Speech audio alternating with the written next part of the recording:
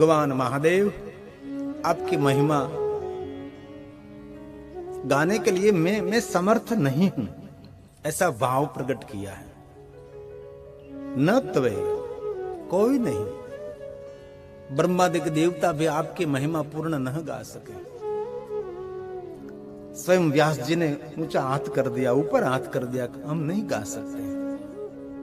वाणी को पावन करने के लिए, जीवन को धन्य करने के लिए, जगत हित लोक हित के लिए हम आपकी महिमा गाते हैं।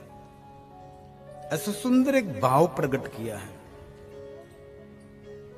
और भगवान व्यास जी ने भगवान शंकर जी को जगत का पिता कहा है। एक बार नहीं, बार बार मैं गौरव के साथ बोल सकता हूं, कह सकता हूं, जगत पिता का बिरुद भगवान शंकर जी को मिला है, भगवान महादेव को मिला है।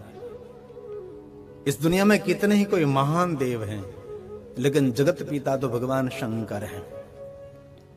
माता च पार्वती देवी, पिता देव महेश्वर है। आद्य शक्ति हमारी माता है, हमारा पिता भगवान शिव है। विश्व पिता जगत पिता भगवान महादेव है। ये भगवान व्यास जी ने कहा है। ये शब्द प्रसाद महर्षि भगवान वेद व्यास जी का है। ये श्लोक शिव महापड़ ग्रंथ का है। श्रवण करने मात्र से पुण्य देने वाला, श्रवण करने मात्र से जगत हित का और सब हित के ये श्लोक है। एक एक श्लोक भगवान शंकर जी की पूजा, एक एक श्लोक महादेव की वंदना है, एक एक शब्द भगवान व्यास जी की तपस्या है। ये शब्द प्रसाद भगवान व्यास जी का है और शिव महापड़ ग्रंथ का है। स्वयं व्यास जी बोले, जगतः पितरं शंभु। भगवान महादेव विभु स्वयंभू प्रभु। भगवान महादेव का नाम है शंभो। यहां कहा शंभोज, एज, ज का उच्चारण एज, और कोई नहीं। भगवान शंकर भगवान महादेव वो स्वयंभू भी है और शंभु भी है और विभु भी है और स्वयं प्रभु है। महादेव आप जगत के पिता हैं, आप जगत के रचयिता हैं। महादेव आप स्वयं जगत के स्थापक हैं। जगत का बीज भी आप हैं, इस बीज के अंकुर भी आप हैं। पूरे जगत आप में से फलित हुआ है परमात्मा। पूरे विश्व का स्थापक भी तू, विश्व के रचयिता भी तू, विश्व के संचालक, पोषक, रक्षक और अंतक भगवान शिव तू है। ये भाव भगवान व्यास जी का है। और मैं गौरव के साथ कह सकता हूं, इस दुनिया में कितने ही कोई अवतार देव, कितने ही महान हो, लेकिन शिव जैसे कोई दुनिया में महान नहीं है। आपके भक्त को आप क्यों नहीं समझाते कि हमारे भगवान से महान शिव है?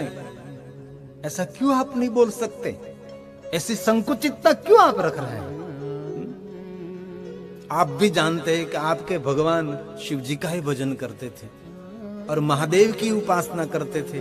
उनका इष्ट भी भगवान शंकर थे। और भले भोलो लोगों को कान में भर देते हैं कि हमारे भगवान ने जगत का सर्जन किया। अरे सर्जन हो कर सकता है जिनका किसी ने जिनका सर्जन नहीं किया। अवतार कभी कोई सर्जक नहीं होता। जो निराकार है, जो निर्विकार है, जो स्वयंभू है, जो शंभु है, वो जगत के रचयिता रहता है।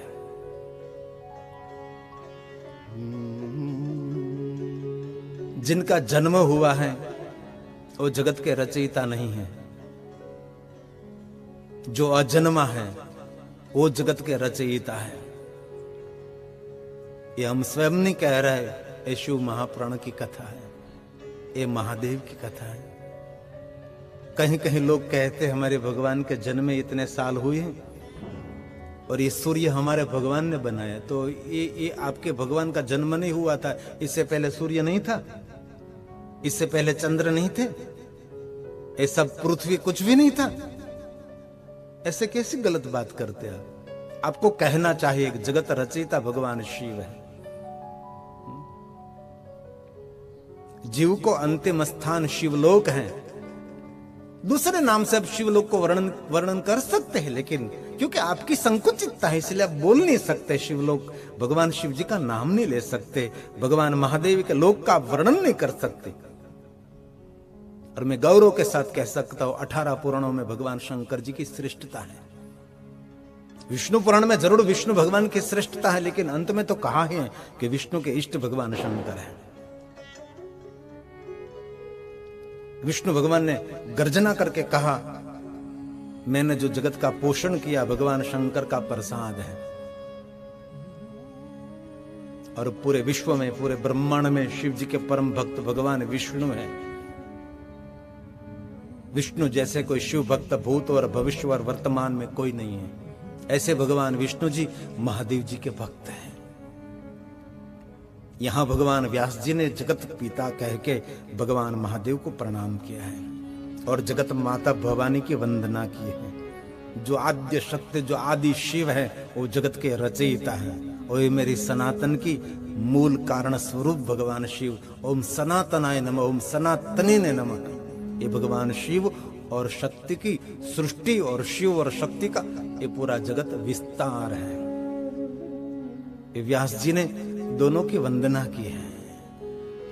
जगतः पितरं शंभो जगतो मातरं शिवा तत्पुत्र च गणाधीशं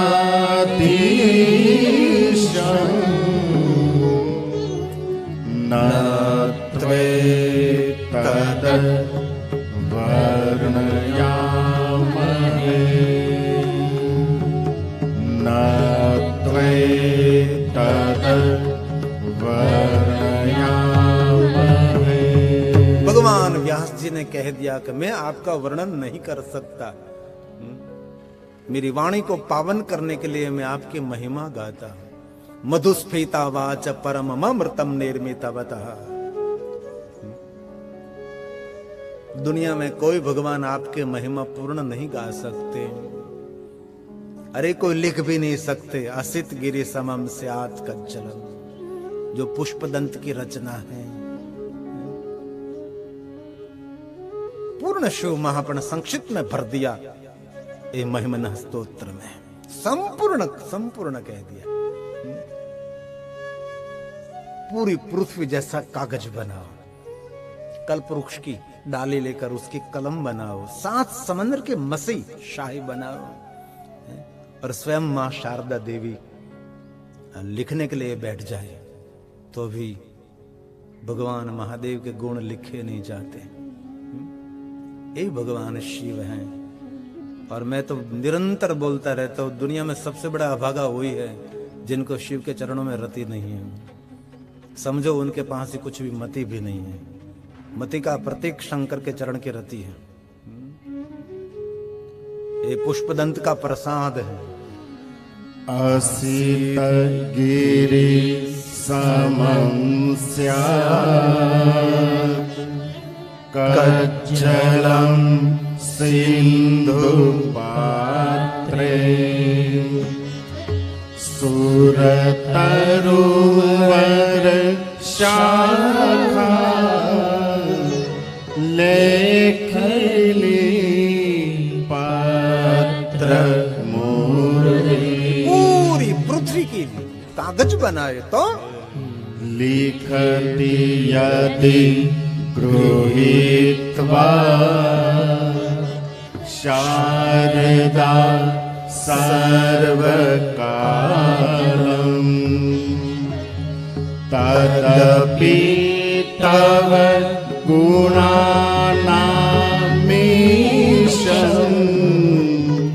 पारं न याति। ये भगवान व्यास और पुष्पदंत महाराज की गर्जना हुई। एक तरफ व्यास जी ने कह दिया न तवे तदवर्णयाम है, और यहां कह दिया तदपि तव गुणा नाम शंपारम नयाति। महिमा किस विध गाऊ प्रभु जी तेरो, महिमा किस विध गाऊ है? अलख निरंजन रूप तिहारो, जिनका रूप हो, रंग हो, आकार हो, उनकी महिमा आप गा सकते हैं। और जिनका कोई रूप ही नहीं, रंग नहीं, कोई आकार नहीं, उनकी महिमा आप कैसे गा सकेंगे? अहम निर्विकल्पो निराकार रूपो विभुर व्याप्त सर्वत्र। जिनका रूप हो, रंग हो, आकार हो, जिनको आपने आंख के द्वारा देखा है, उनका वर्णन कर सकते हैं। लेकिन जो वस्तु देखी नहीं उसका अनुमान कर सकते, कल्पना कर सकते हैं। मैं किसी भी ध्यान लगाऊं, मैं तेरा ध्यान कैसे करूं? निराकार मोकार मुल्लम तुरियम गिरा ज्ञान गोतितमीशम गिरीशम करालम महाकाल कालम कृपालम गुणागार संसार पार। ये परमात्मा की बात है, ये प्रभु की बात है। माता च पार्वती देवी पिता देवो महेश्वर बांधव शिव भक्तांच स्वदेशो भुवनम त्रय। ये शंकर जी, ये महादेव जी, ये उसकी वंदना है। ये भगवान व्यास जी शंकर जी की ये महानता गाने के लिए तत्पर रहते हैं। और शिव महापुराण में इतने सुंदर सुंदर श्लोक हैं कि शंकर जी की श्रेष्ठता का दर्शन करा देती है। जो श्रेष्ठ है ही, उनका तो वर्णन है, लेकिन कोई कह नहीं सकता कि सूर्य प्रकाश, यदि स्वयं उसका ही प्रकाश ही उसका परिचय है। पुष्पदंत ने कह दिया कि आपकी महिमा अपरंपार है, दिशा से पर, देश शब्द बुद्धि से पर है। और सभी देवताओं ने यही कहा, भगवान महादेव जी आपकी महिमा हम नहीं गा सकते। ये शब्द प्रसाद पुष्पदंत महाराज का है। महिम्नः पारं ते परम विदुषो यज्ञ शतसि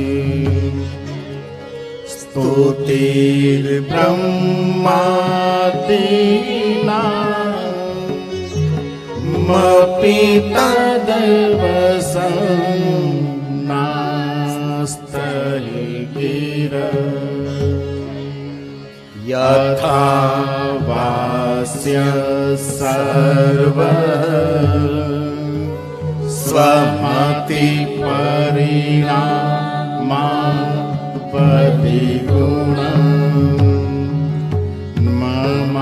ममाप्येष स्तोत्रे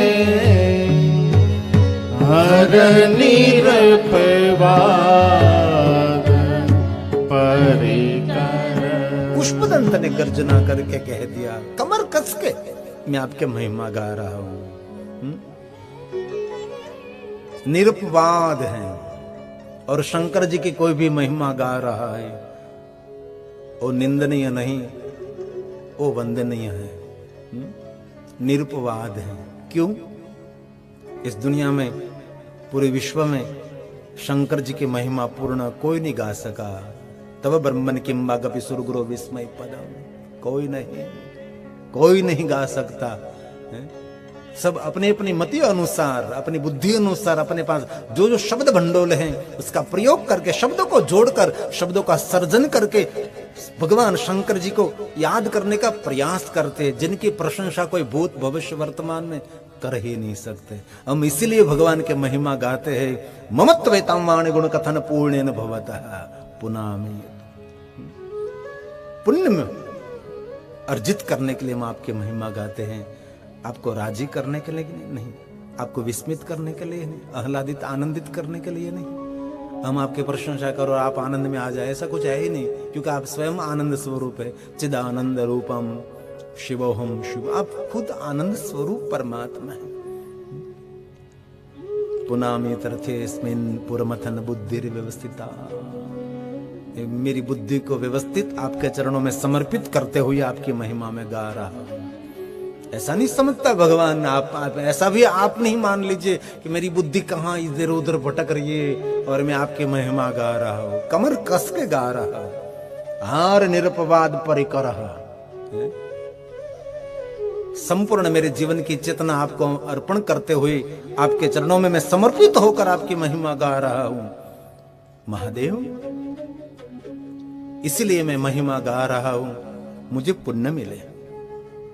ममत्वेतां वाणी, गुण कथन में इसलिए आपके गुणों का कथन करता हूं, मेरा जन्म सफल हो,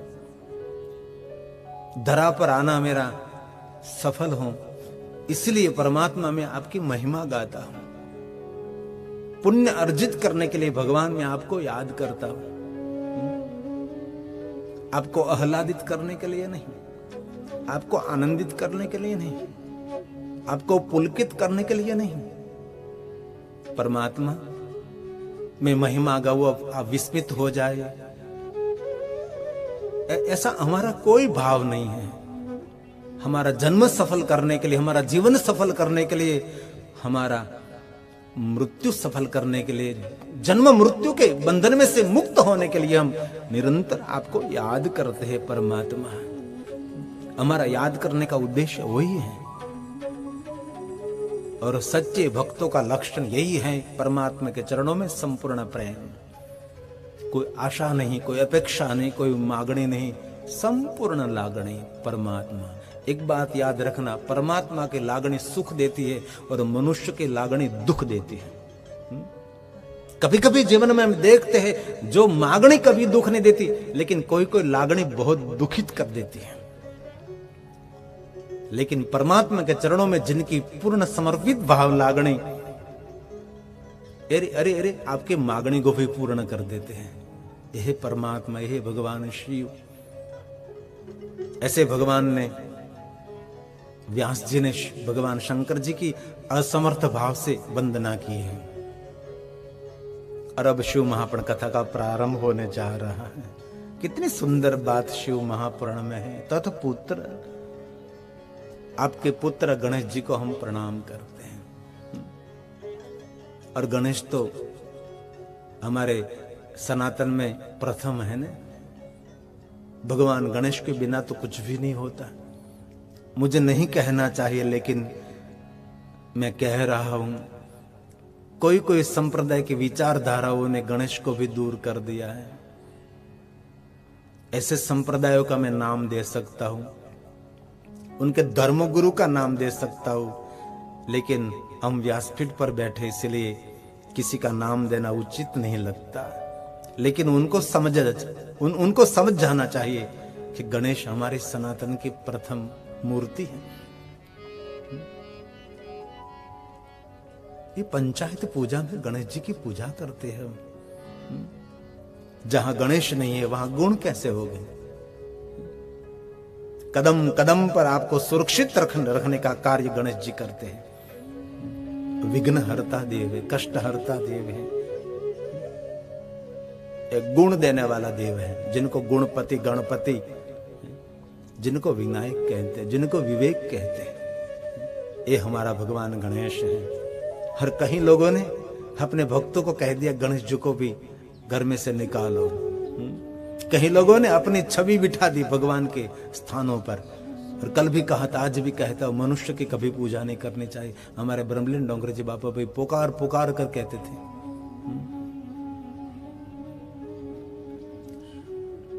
एक संत को मैं याद करता हूं बहुत आदर के साथ।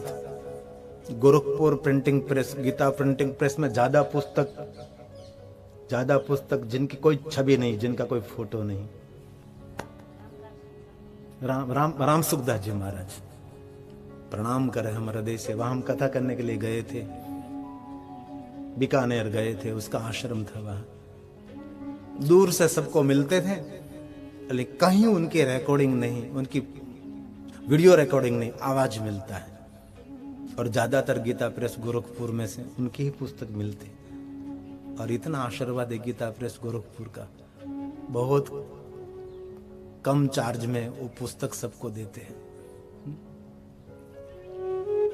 कहीं फोटो नहीं उसकी, लेकिन आजकल अपने अपने फोटो भगवान के स्थान पर स्थापित कर रहे हैं। ये मनुष्य की पूजा कभी नहीं होनी चाहिए। हम निराकार के उपासक हैं, हम मूर्ति उपासक नहीं है। कई लोग कहते हैं कि मूर्ति पूजा करने वाले लोग काफर होते हैं। हमारी सनातन की परंपरा मूर्ति पूजक नहीं है। आप समझने में कुछ गलती कर रहे हैं। मूर्ति तो हमारा प्रारंभ है। गुजराती में कहो तो 100 एकड़ा सीखवा हो तो पहलो एकड़ो घूटवो पड़े छे। ये हमारो एकड़ो छे, शुरुआत छे। ये सनातनी परंपरा निराकार की उपासक है।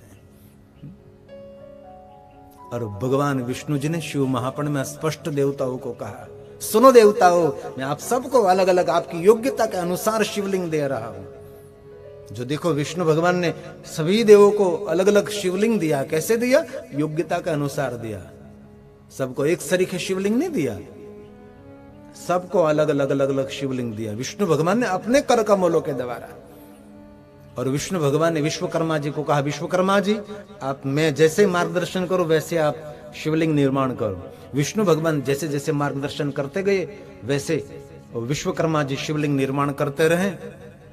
और जो जो देवताओं की योग्यता थी उसके अनुसार शिवलिंग देते रहे।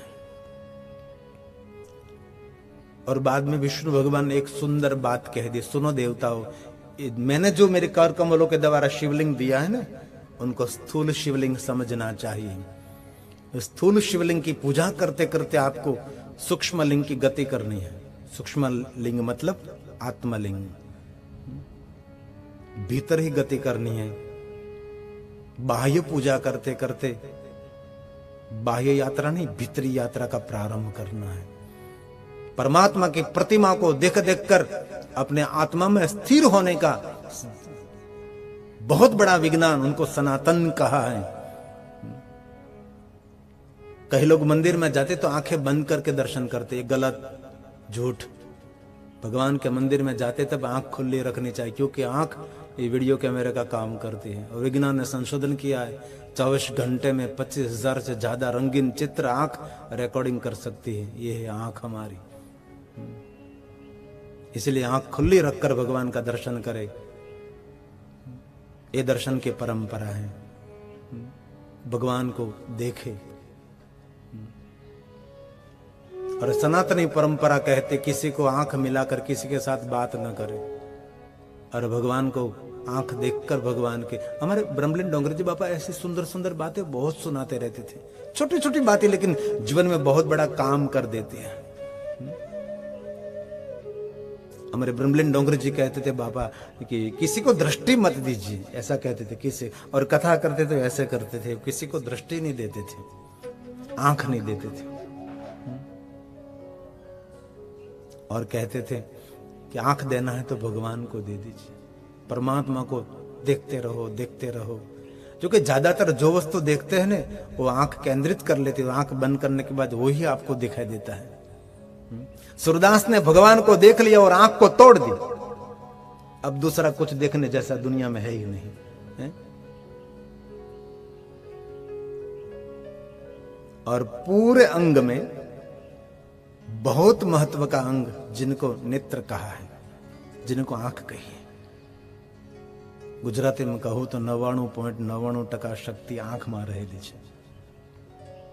આજના માણસો આંખને જ નથી હાંચવતા। ઘણી વાર કથામાં કહું કે વર્ષમાં 1 થી 2 વાર અથવા 3 વાર આંખના ડોક્ટરને આંખમાં કોઈ રોગ ન હોય તો આંખ દેખાડવી જોઈએ।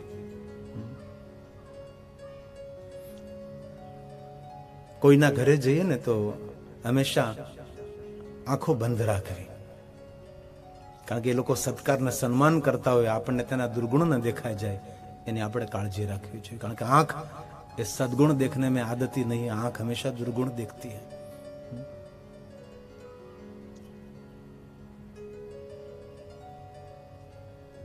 कि ब्रह्मलीन डोंगरे जी बाबा कहते थे कि भगवान के दर्शन के लिए जाओ तब आंख खुली रखो, आप उनके चित्र को केंद्रित करें, हृदय में स्थापित करें।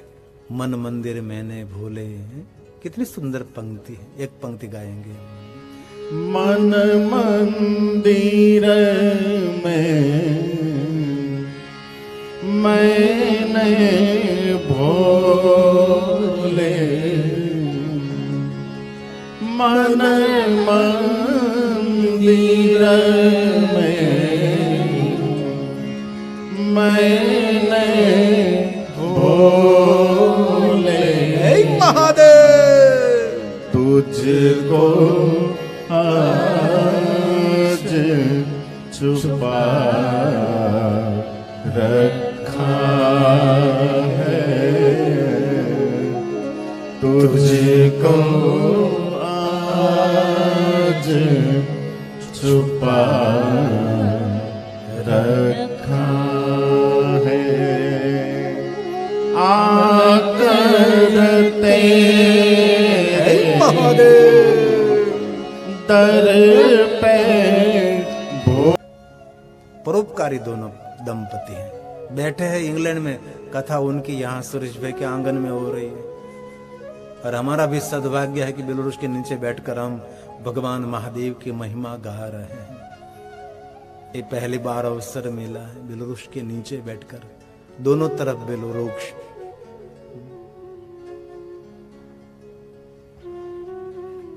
कभी अवसर मिले तो जरूर बेलुरुष के नीचे बैठकर पंचाक्षर मंत्र का जाप करें। कोई भी अनुष्ठान बेलुरुष के नीचे बैठकर। ये हमारे भारत देश में बेलुरुक्ष और ठंडे प्रदेश में बेलुरुक्ष नहीं होते, उनकी बहुत महिमा वृक्ष की है। अब आइए शिव कथा का प्रारंभ करें।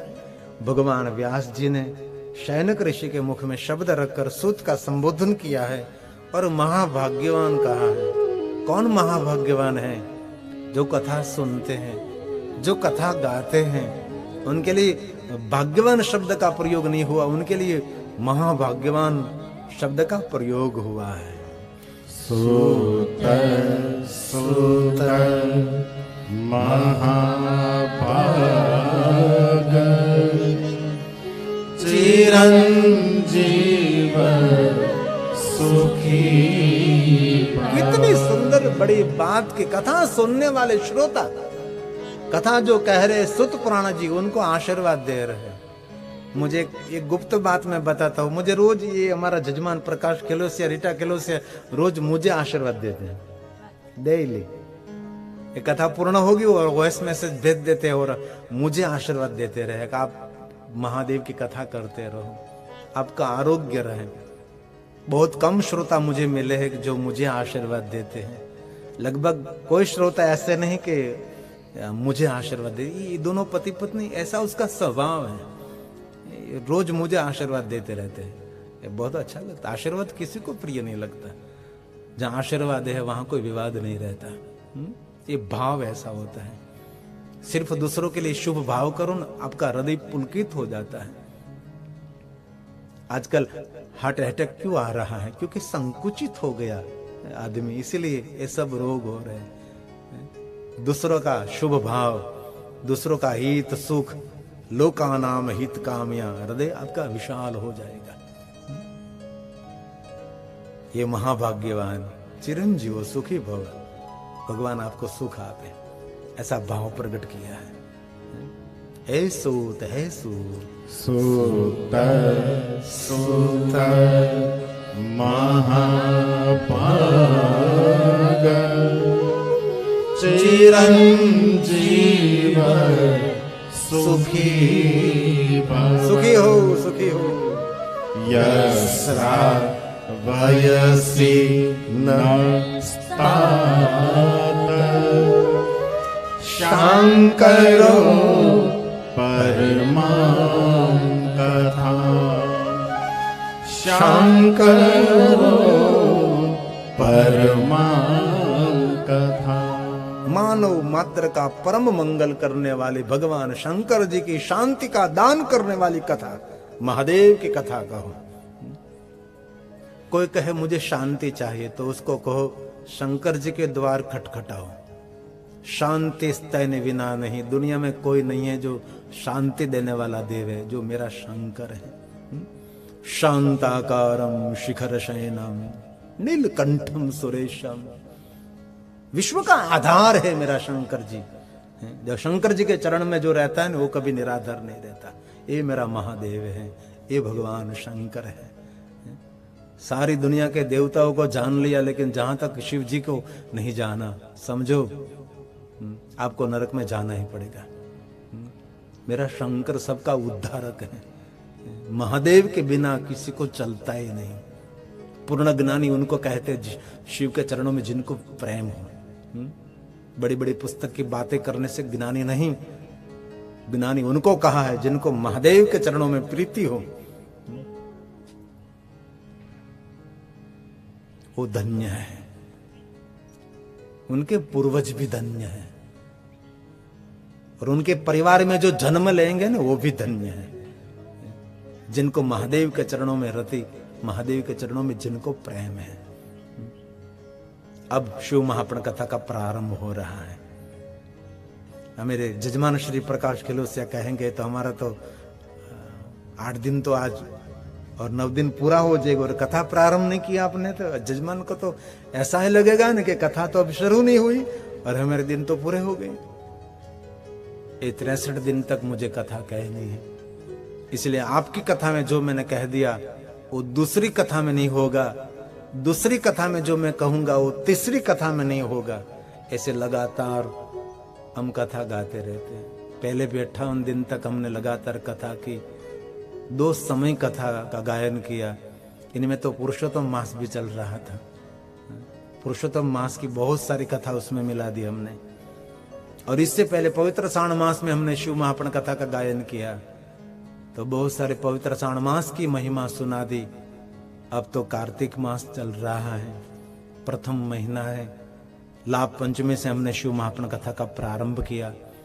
गए साल भी हमने ये सहरणी मोटनाथ महादेव सुरेश भाई के वहां से हमने शिवांता में से शिव महापुराण कथा का प्रारंभ किया था। लगभग वहां भी टेज पर बिलवृक्ष था, है ना? हाँ, अब मुझे चित्र याद आ रहा है। व्यासपीठ के पीछे बिलवृक्ष वहां भी था, सही है ना? बराबर है तेजस भाई, याद है ना आपको? हाँ, वहां भी अब मुझे याद आया, स्फुरित हुआ कि लगभग ये पहली कथा में, गए साल की पहली कथा में टेज के पीछे ओरिजिनल बिलवृक्ष वहां भी था। वहां भी बिलवृक्ष के नीचे हमने शिव महापुराण कथा का गायन किया था। और इसी साल भी पहली कथा ये दोनों बिलवृक्ष के नीचे बैठकर भगवान महादेव की कथा का हम गायन करते हैं। अब शिव महापुराण कथा का प्रारंभ हो रहा है, और नारद से प्रारंभ हो रहा है। शिव की कथा संत से प्रारंभ हो रही है। कथा शिव की, लेकिन पहली कथा संत की। नारद जी तो परम संत है, परम तपस्वी है। एक समय, ये व्यास जी की सुंदर शब्द है, एक सीमन समय विप्र नारदो मुनि सतमः ब्रह्म पुत्रो विनीतात्मा तपो अर्थ मन आदधे तपो अर्थ मन आदधे। कितनी सुंदर बात की है। एक समय विप्र, कौन विप्र? नारद। नारद कौन? मुनि सतमा, ब्रह्मा जी के मानस पुत्र नारद, विनीतात्मा, जिनका स्वभाव आनंदी विनोदी, जिनको गुजराती में कहो तो लहरीला स्वभाव। ये नारद जी। नारद जी कभी नाराज नहीं रहते, निरंतर आनंद में रहते हैं। देवताओं के बीच वहां भी आनंद, असुरों के बीच वहां सुरक्षित रहते हैं। असुरों के बीच भी नारद जी को कोई किसी का भय नहीं। और सुंदर विचरण करने वाले नारद जी, जिनके मुख में निरंतर नारायण का नाम गूंजता रहता है। श्रीमन नारायण, श्रीमन नारायण, श्रीमन नारायण नारायण नारायण, श्रीमन नारायण नारायण नारायण। लक्ष्मी नारायण नारायण नारायण लक्ष्मी नारायण नारायण नारायण राजा राम राम राम सीता राम राम राम राजा राम राम राम सीता राम राम राम सूर्य नारायण नारायण नारायण सूर्य नारायण नारायण नारायण बद्री नारायण नारायण नारायण बद्री नारायण नारायण नारायण राजा राम राम राम सीता राम राम राम राजा राम राम राम सीता राम राम श्रीमन नारायण नारायण नारायण श्रीमन नारायण नारायण नारायण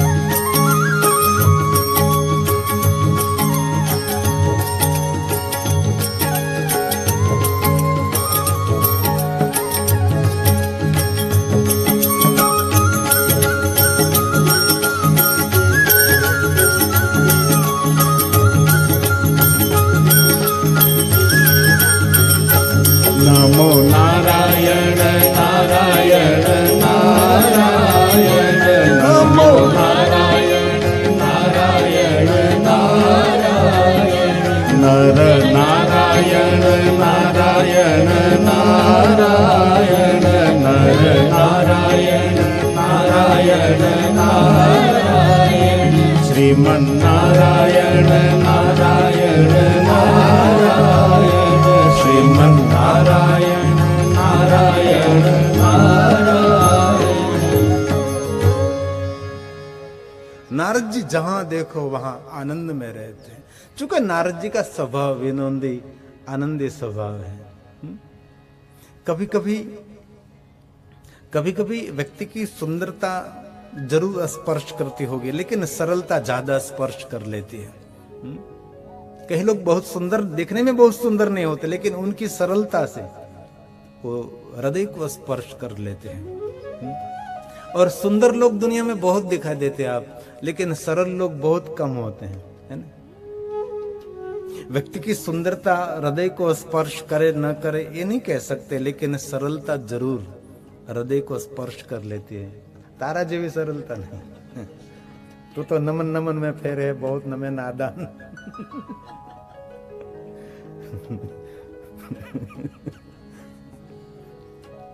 બહુ પગે લાગે ને એનાથી સાવધાન રહેવું કા અને બહુ આપણા માટે મીઠું બોલે એનાથી નહીં સાવધાન રહેવું, અને આપણી હામાં હા કર્યા કરે એનાથી તો બહુ સાવધાન રહેવું। હા બાપુ અરે મારી નાખે ભાઈ તું હા બાપુ વાળી હોય ને। હા બાપુ હા રજવાડા વી ગયા, હા બાપુ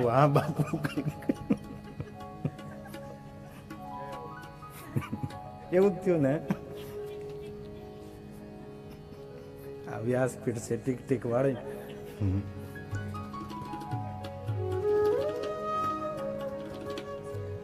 ब्रह्मपुत्रो विनीतात्मा तपोहर्थम मन आदते। नारद का मन आज तप करने के लिए उत्साहित हो रहा है। कभी कभी मन कहता है कि तप करो, साधना करो, अनुष्ठान करो, उपासना करो। मेरा महादेव कहता है कभी विलंब मत करो, इसी ही समय लग जाओ, तप में बैठ जाओ। और ज्यादातर हमने देखे हैं शिव महापुराण में शंकर जी की बहुत सारी कथा वैसी, बाबा तप कर रहे थे, शंकर जी तप कर रहे थे। और महादेव का निरंतर विचरण तीर्थों में रहता है। महादेव का विचरण निरंतर पहाड़ों की कंदरा में, गुफाओं के अंदर शंकर जी निरंतर एकांत में रहकर आनंदित नहीं स्वात्मा राम विश्व मृग तृष्णा भ्रमयति। ये मेरे शंकर जी है, ये महादेव जी है। नारद को मन हुआ कि मैं तप करूं। बहुत आम थोड़ा को हर को सागर રેકોર્ડિંગ માં સારો પણ એમ પડઘા પડતા એવું લાગે. તપોહર્થમ. नारद जी को याद आया कि तप करने के लिए तो हिमालय पहाड़ी मुझे जाना चाहिए. हिमालय पहाड़ों की कंदरा में बैठकर मैं तप करूं. तपस्वी को बोलो हिमालय, कर्मकांडी को बोलो दक्षिण भारत, और ज्ञानी को बोलो पंजाब. गुजरात के लिए नहीं कहना है. ऐसा ना कहावत है. नारद जी हिमालय गए तो तप करने के लिए स्थान शोध रहे थे, कहां बैठकर मैं तप करूं. तो जा रहे थे तो हिमालय पहाड़ की कंदराओं में एक सुंदर गुफा देखी. अति सुंदर शोभायुक्त गुफा. और हिमालय पहाड़ में बहुत गुफाएं हैं और बहुत सुंदर स्थान भी है. और हिमालय पहाड़ में इतने तीर्थ हैं न कि कहीं जाने की आपको आवश्यकता है नहीं. इतने तीर्थ हिमालय पहाड़ में है. अभी तक हिमालय पहाड़ के सभी तीर्थ कोई व्यक्ति कर ही नहीं सका. लेकिन हम हमारी बड़ाई के लिए घूमने के लिए कनाडा जाते, अमेरिका जाते, यूरोप में जाते हैं. हिमालय पहाड़ में जो कुदरती सौंदर्य है, हिमालय पहाड़ में जो जो धर्म स्थान है, वैसे धर्म स्थान कहीं आपको नहीं मिलेगा. नारद जी हिमालय पहाड़ गए, सुंदर दिव्य स्थान को देखा और व्यास जी ने लिख लिया, हिमशैल गुहा काचिदेका परम शोभना. अति सुंदर शोभा युक्त स्थान को देख लिया. रमणीय स्थान, हृदय को स्पर्श करने वाला, देखने मात्र से हृदय को पुलकित करने वाला स्थान नारद ने देखा. नारद के मन में हुआ, करे इतना रमणीय दिव्य स्थान हिमालय पहाड़ में गुफा. गुहा का अर्थ है गुफा. और ये गुफा की विशेषता क्या थी? तो कहा व्यास ने, याद समीपे सुर नदी सदा बहती वेगतः सदा बहती वेग से बहती हुई सूर नदी भागीरथी मां गंगा. यहां तो समीपे सुंदर गुफा के सामने ही मां भागीरथी बह रही. सुर नदी, देवताओं की नदी, मां गंगा वहां से बह रही. कैसे? सदा वहती वेगता, वेग से बहती हुई ये मां गंगा जी हैं. और हिमालय पहाड़ की गंगा धीरे धीरे तो नहीं चलती. हिमालय पहाड़ की गंगा इतने वेग से चलती है. क्यों? जल्दी सागर को मिलना है और बहुत लोगों का उद्धार भी करना है, इसलिए वहां से उतावले चलती है. हिमालय पहाड़ की गंगा बहुत तेजी से चलती है, इसलिए शब्द चित्र यहां रजू कर दिया, सदा वहती वेगतः. यही कथा रामचरितमानस, यही कथा तुलसी ने भी गाई है, चौपाई में है. हिमगिरि गृहा एक अति पावनी बह समीप सुर सई सुहानी. कितनी सुंदर शब्द रचना. हिमगिरी गुहा मतलब गुफा. एक अति पावनित, यहाँ का कांच देखा परम शोभना. यहाँ क्या कहा? सदा वहती वेगतः बह समीप सुर नदी बहावनी मतलब दौड़ती हुई गंगा, चलती हुई गंगा नहीं, दौड़ती हुई गंगा. शिव महापुराण में श्लोक से, रामचरितमानस में चौपाई से, लेकिन कथा एक ही है. अलग अलग ढंग से इस कथा को सुंदर प्रदर्शित किया है. ये तुलसी का प्रसाद है. हिमगिरि गुहा एक अति पावनी बह समीप सुर सरी सुहावनी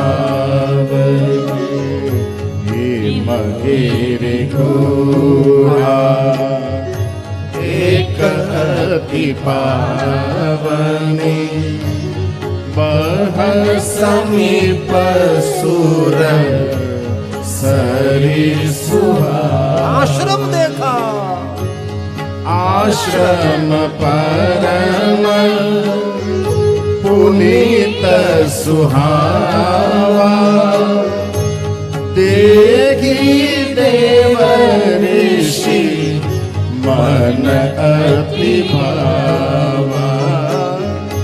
आश्रम परम पुनीत सुहावा देखी देव ऋषि मन अति भावा। मगिरि गुहा एक अति पावनी बह समीप सुर सरी सुहावनी बह समीप सुर सरी सुहावनी। नाद ने देख लिया वो सुंदर स्थान है, वहां बैठकर मैं तप करूं। ये सुंदर तपस्थली है। ये पक्षी का कलरव वहां तक रहेगा जहां तक धरती पर वृक्ष रहेंगे। ये कितने सुंदर पक्षी बोल रहे हैं। एक वैज्ञानिक ने हमने अभी संशोधन किया था, एक लेख मैंने छोटा सा लेख पढ़ा था बुक में से। उसने कहा था पक्षियों की आवाज सुनने से व्यक्ति की जो याददाश्त है वो बढ़ती है। ये पक्षी की आवाज सुनने से ये प्रफुल्लितता आती है, आह्लादितता आती है। और शहर में ऐसे पक्षियों की आवाज तो बहुत कम सुनने मिलती है ना। एक सुंदर सूत्र मुझे याद आ रहा है, जो गुजराती में लेकिन हिंदी में अनुवाद करने का प्रयास करूं। पक्षी भी उड़ता है और माके भी उड़ती है ना।